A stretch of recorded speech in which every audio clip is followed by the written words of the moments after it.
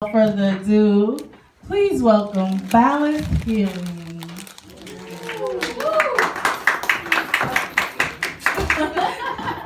Thank you. Hello, everyone. We are Balance Healing. I am Brittany Regis, and Damo, the jack of all trades. So today we want to talk to you a little bit of, first let's just introduce ourselves. So I'm Brittany, I'm a spiritual movement coach. I call myself a spiritual movement coach because I support people to see exactly where they are and where they want to be and coach them towards that. But everything I do is spiritual. Everything is spiritual anyway, but everything I work with them on is spiritual. The mental, the physical, the emotional, and the spiritual. I'm also a Reiki master, a yoga instructor, a womb steam practitioner, just an overall holistic healer. And Damo. She sounds like the Jill of all trades. Right? So I'm the jack of all trades, Damo. The reason why I call myself that is because I'm a musician, I'm a dancer, songwriter. On top of all that, I am a certified naturopath.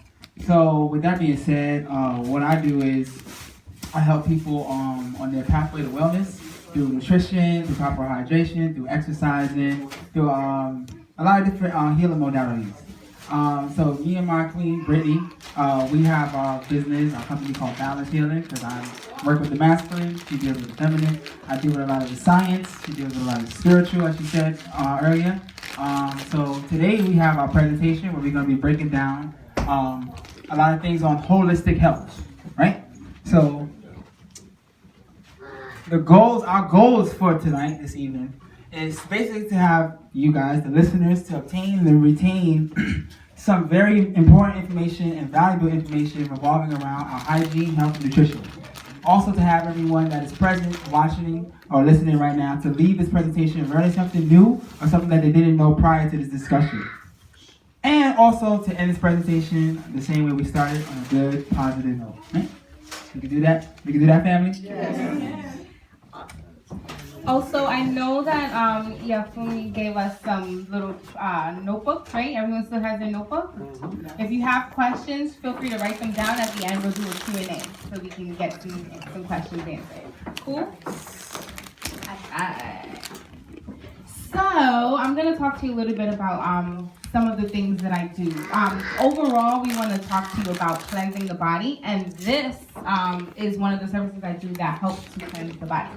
So, as you can see in this picture, we have a sister in the herbal sauna. So, it basically, sauna therapy is an ancient method of detoxifying and healing the mind, body, and spirit. And so, the sauna works to increase the heart rate and the blood flow to the vital organs. And it allows for excretion of toxins from those organs as well as our largest organ, which is the skin. You know, we're sweating, the pores are open, we're sweating.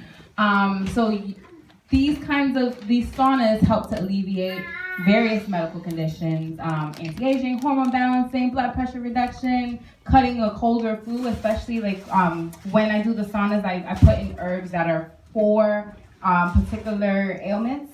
So if you know that your immune system's low, you've been sick, we'll put some immune boosting herbs into the sauna. And then relaxation, skin purification, even tumor and cyst reduction, especially if you use herbs that are great for reducing tumors and cysts. And of course, weight loss, because you said it, you know? So during the sessions, I choose the specific herbs, but I'm also guiding the people in the sauna to address and heal specific things, because everything I do is transformational. We're not just going to do the physical, we always have to do those other components, the mental and emotional work too. So as the person is in the sauna, releasing toxins from their body, we're also identifying and pinpointing some beliefs and fears that are keeping you from where it is that you want to be. So, that's pretty much it for the herbal steam sauna. And then we have the womb steam for the ladies. Whether you have your physical womb or not, you can still do womb steam. So womb steams bring heat to the womb and specific herbs that are used for different healing benefits. It works to nourish, tone, heal, bring in fresh oxygenated blood, tighten, lubricate, all those great things, and it promotes cleansing. So as you can see in the pictures, this is the equipment I personally use. So there's the chair that you sit on. We don't use that bucket. That bucket is for people who can't go to the bathroom on their own. But here we have the herbs, and creating this machine uses the herbs to create the steam. The steam goes up through this hole, so you're able to receive it. And as the person is sitting on the womb steam chair, we're not just doing the physical work. We're not just getting herbs to rejuvenate and tone and all those things. We're also connecting with our womb. So I guide the person through different exercises, journaling, really just connecting with their seat of power and having a womb conversation. I'm not sure how many people have had a womb conversation in their life, but I suggest every woman has one, because the womb has a perspective that is unbiased. But in general, with the physical effects, women have noticed that they're experiencing a significant reduction in pain, bloating, exhaustion associated with menstruation, a decreased menstruation flow. Sometimes, depending on what people eat, they might see a dark purple or brown blood at the onset of the menses, and we'll talk about food stuff later. Chronic vaginal and yeast infections, it supports with that. It helps to maintain a healthy odor, regulate menstrual cycles or absent menstrual cycles, decrease the dryness that may occur, increase fertility if that's what you are desiring. There's herbs for that.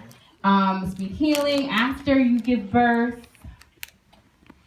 Could help with the system of healing of hemorrhoids, detoxifying the womb, removing the toxins, and release stored emotions and tap into energy that is vital to our creative potential. So, because all of that is stored in the womb. So many things that happen throughout our lives are stored in the womb. So we want to release that. But yeah, so that is the womb steam. And Damo will talk about fasting. Yes, fasting. So, everybody in the room familiar with fasting? No. Good. Well, I'm going to break it down for you. Well, in layman's terms, basically willingly denying your body of nourishment from foods for a period of time, right? So with that being said, it's a mental decision as well. So you have to willingly choose not to actually consume food so you can receive that nourishment from it, right? So with that act, what happens? There's a lot of different things that happen when fasting, right? So something science already proves is that we have something called HGH, which is the human growth hormone.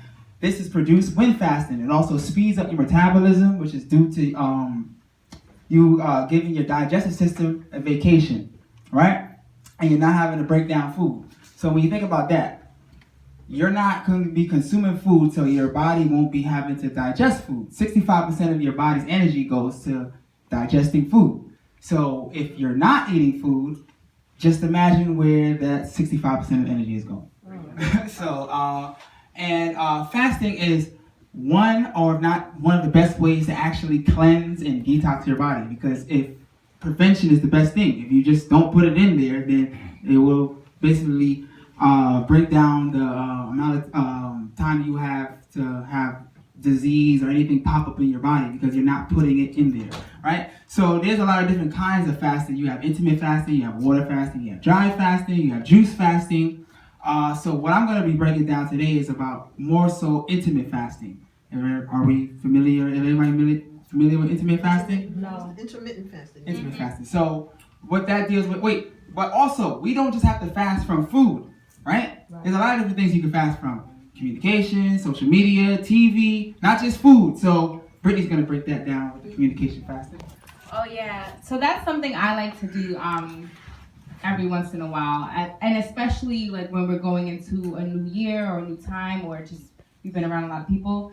I love communication fasting, where I actually do not talk. I text everyone like, listen, I'm not talking for a day or two. Like, don't, if you need me, sorry. You can text me and I might read it if I feel like I should. But anyways, during that time, it allows me to actually hear my own inner voice more clearly. I can, without the, like if I'm planning something, I won't have the outside influence of others.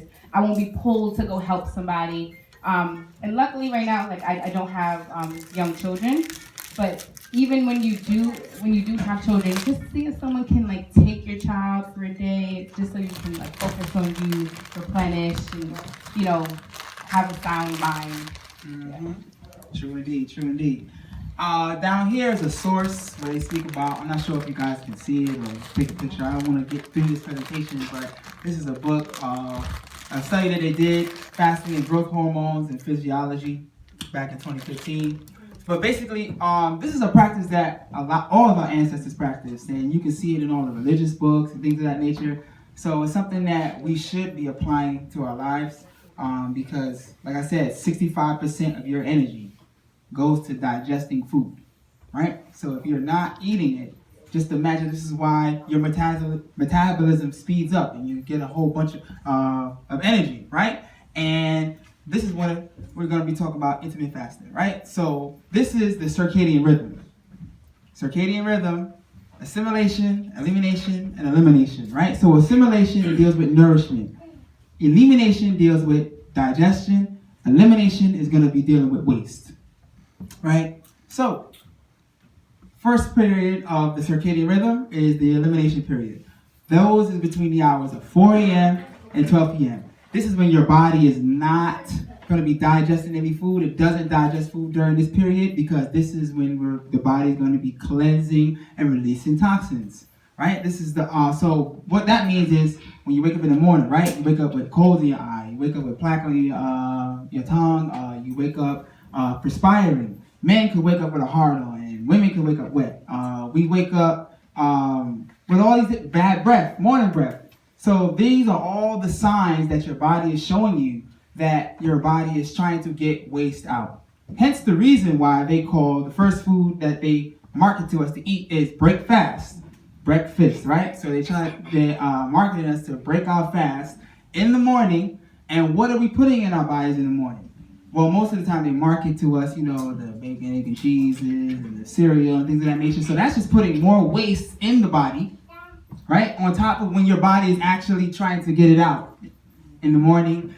So between these hours of 4 a.m. and 12 p.m. So the best thing to eat if you are going to be eating before 12 p.m.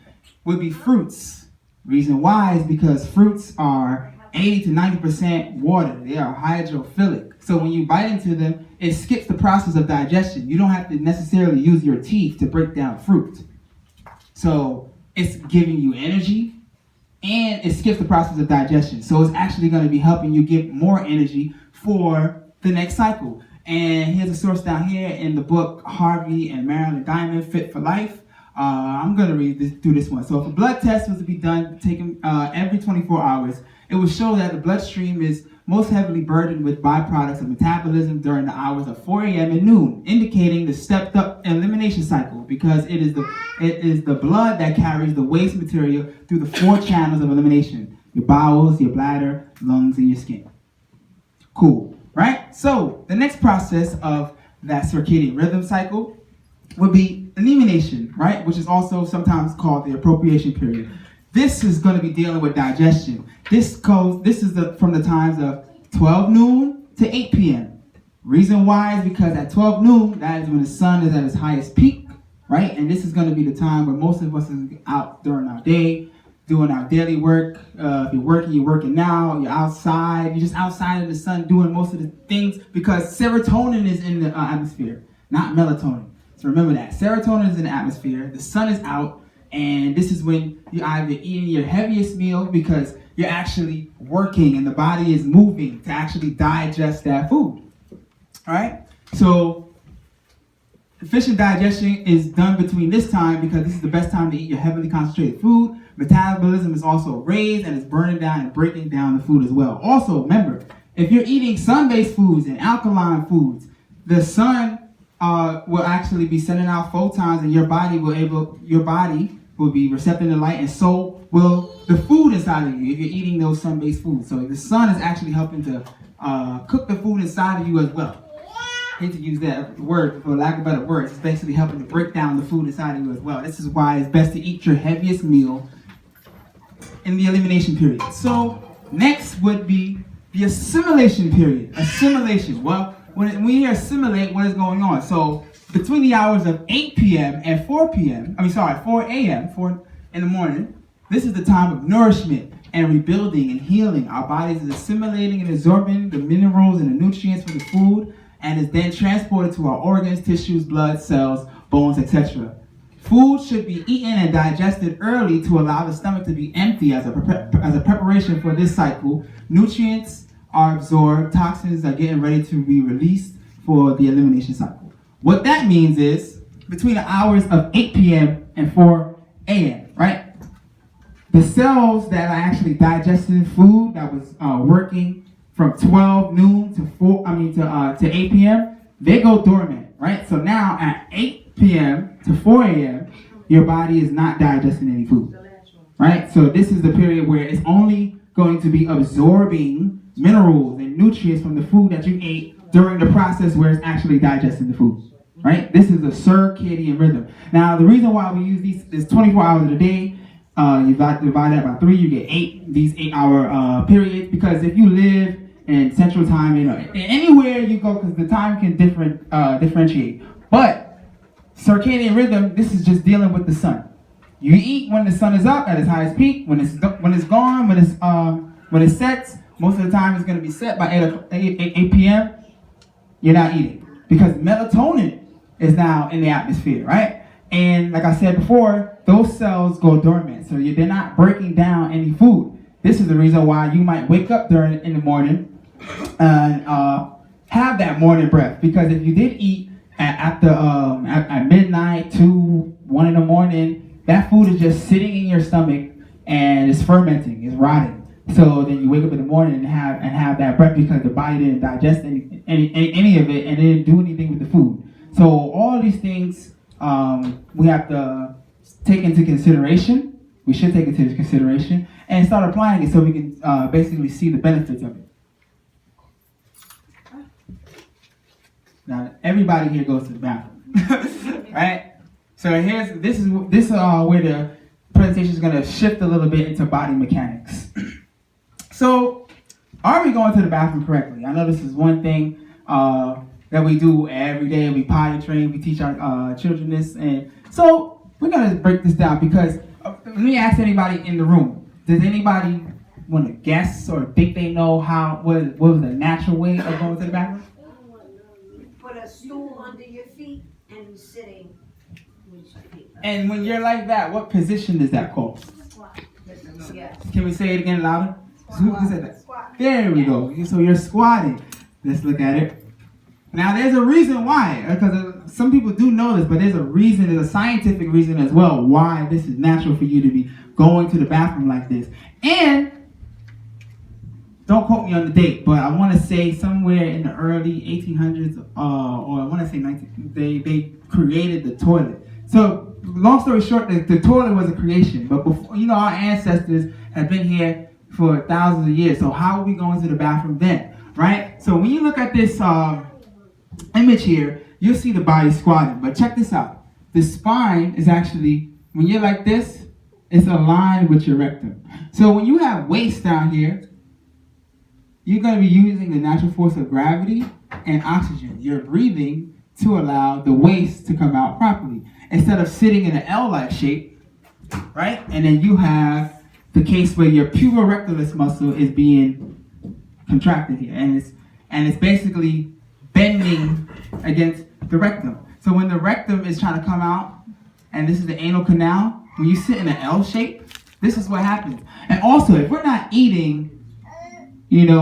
plant-based or alkaline or natural foods, most of that food is going to be hard to break down inside of the intestinal walls anyway. So once it gets to the rectum, most of the time people are pushing it out.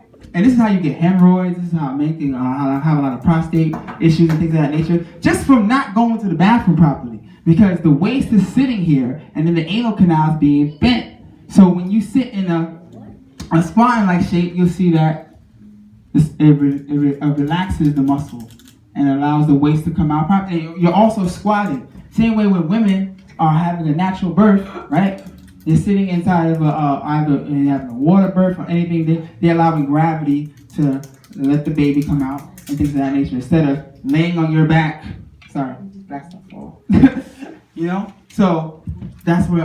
So this is, and also, like the sister said back there, they already have a item out here for people to purchase. So they're monetizing off of this already. They're like, okay, cool. Y'all want to use toilets? All right, cool. Y'all can buy this. Squatty potty. Mm-hmm. Humans have squatted for millennia until the invention of the modern toilet. This is on their marketing stuff. So the point is that we know this because our ancestors practiced this stuff. So we just got to get back into our roots and understand it. So like you said, if you don't have this or don't want to purchase this, you can put a stool under there and things of that nature. Oh, do it when you can. But boxes, whatever you can. But now you see the scientific reason why, and if those things happen, because most of us are walking around constipated. If you don't go to the bathroom every day, that's constipation. You know, because if you eat 3 meals a day, you should go to the bathroom at least 3 to 4 times a day, and it should be coming out. You know, you have to get it better out than in. You know, if you was to clog up the muffler of a car with a banana, the car is gonna get but a mile or two because the waste is not coming out. So think of us being clogged up and the waste, your body is smart, so it's going to try to find other ways to get it out. So it's going to get it out through your skin, it's going to get it out through phlegm or mucus and certain other ways. It's going to get it out through inflammation, it's going to get it out through however it has to get it out because it's not coming out through the digestive system. It's not coming through your intestinal walls. Your intestines is not absorbing the nutrients, so the waste is just sitting there. So this goes with all the food that we're eating. The starch converts into sugar inside of the body, right? So this is why a lot of people that become vegan and most of the time they're starchitarians. What I like to tell people, because if you continue to eat starch a lot, what is going to happen is carbonic acid is going to basically ferment and it's going to turn into sugar in the body. Right? And also, it's turned into a glue-like substance, which actually clogs up the intestinal walls. You have these little microorganisms inside of your intestinal walls called villi. These villi spin, and when the blood is flowing and the food is going down there, it is catching those minerals. So when you think of putting Elmer's glue inside of your body, all that is clogged up. So you could be eating good, right? But your body's not absorbing any of it. So it's just going in and it's trying to find the way out. So knowing all of this stuff, you know, we just try to, you know, apply the information the best way we could, and we'll see those benefits. So I know I can be very long-winded, so that's why I went to the next slide. Sorry. So on our website, we have herbal cleanses. We have herbal cleanses for every bodily system, from the brain and endocrine system to the respiratory system to your lymphatic system, to your circulatory system, which is your cardiovascular system, to your digestive system, to your excretory system, to the bone and skeletal and muscular system, to your reproductive system, meridian system, and integumentary system. Every system, because we all need cleansing, we all need healing. These are how they look, and I sell them as, they come as tea bags, you know, something real simple. Herbs, it's a concoction of herbs, things of that nature. And you can also get certain meal plans and things of that nature with it. And don't forget, let's network after this, family. This is our Facebook. This is our Instagram. This is our YouTube. These are our websites. And make sure you get a shot of that when you can. You know, balanced healing, masculine and feminine. And peace and love. But this is the Q&A part. You know, I just wanted to get that part out of the way because I'm pretty sure I'm going to be answering. Well, let me stop talking. Sorry. Does anyone have any questions? Yeah. Repeat the 3 eliminations. Elimination, assimilation, and elimination. Assimilation and elimination. ALIE. That is also known as the appropriation period. That is the period when you are eating food when your body should be eating food. Oh, there we go. Sorry. You got this one already? He wants to go to the The social media? Okay. One.